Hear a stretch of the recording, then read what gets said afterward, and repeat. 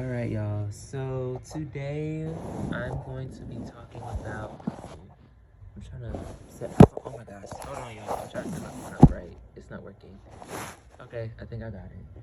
Today I'm going to be talking about Dana Brooke and why she doesn't deserve the slander that she's been getting.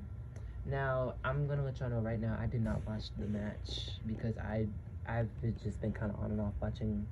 Okay, I'm gonna be honest. I haven't watched wrestling live, like wrestling live shows, like on a weekly basis, for like the past couple of months due to like having a busy life.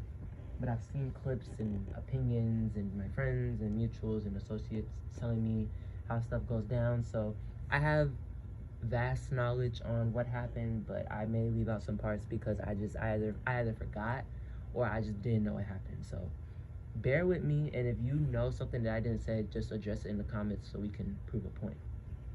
So Dana, she went to NXT recently in a battle royal. She was like in the final three Royal Rumble era, and she lost. And then eventually, her and Cora Jade started a feud, a non-title feud, and it led to a match at NXT Gold Rush, which was last night, I believe. And so Dana and Cora had a match, and just based off what I heard, it just wasn't that good of a match. But to be honest, my standards weren't even high because it's Cora Jade. Um, I don't think everybody knows my opinion on Cora in the ring, but if you don't, this is my opinion. Respectfully, I just don't think Cora Jade is that good of a wrestler. I don't really see the appeal when it comes to her wrestling ability. I would say, Cora's one of those people who has potential in the ring, but with the way she's been wrestling, I just don't see it. I'm sorry. And so, her and Dana had a match, and it turns out the crowd was booing Dana really, really bad. Like the way Bianca Belair was getting booed in Puerto Rico during her match with Io Sky for the Raw Women's Championship at Backlash. That's how bad Dana was apparently getting booed. And ever since that night, which was literally last night, not even a full 24 hours, Dana has just been getting heavily slandered, heavily hated on. I mean, people are critiquing her like she just came out as a Trump supporter, and all she did was have a match against Cora Jade. Everyone's saying, "Oh, Dana's trash. Dana sucks. Dana isn't good. She's below the bar. She's not talented. Why is she still here?" Stuff along those lines. And me personally, I don't understand why Dana is even getting all this hate in the first place for simply wanting to go back to NXT to most likely improve. I don't understand why y'all knock wrestlers for going back down to NXT to find a new direction in their characters, redevelop themselves, etc. Because, like, what's the issue? I mean, as wrestling fans, you guys complain constantly, about wanting something new. You want something to shock you, to blow your mind because you get bored. And I'm gonna be honest, a lot of y'all get bored easily because you have unrealistic high standards when it comes to professional wrestling.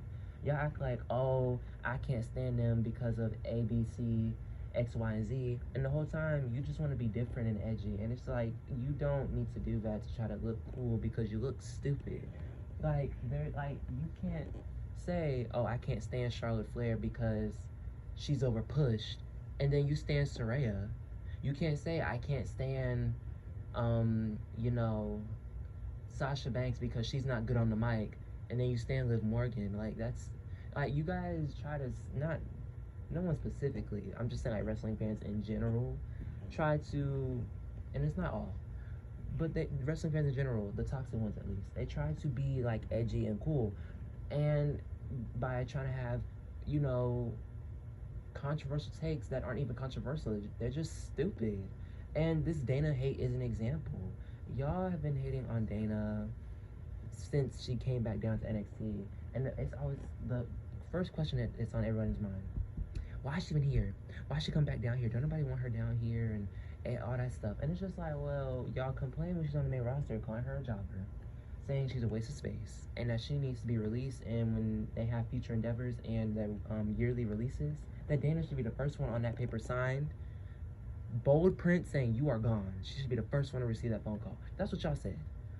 She's still here, and she said, you know what, I'm still here. The 24/7 title, it's gone. And when she was 24/7 champion, y'all were like, well, finally she's doing something. But now she can't do nothing because it's gone. So she's on main event trying to do what she can. So she's going to NXT to find herself, redevelop herself, etc., do all this stuff. And y'all are hating on her. Why? Now, when it was Mandy Rose, And y'all are like, y'all probably so tired of me using Mandy Rose as an example, but it's the timing of all these situations and the way y'all treated Mandy. It just, I have no choice. But the way y'all treated Mandy when she came back down is like, oh my gosh, I'm so proud of her. It's my girl Amanda. Sorry, y'all. Sorry that it cut out. My mother had called me right when I was getting into the juiciest part of my rant.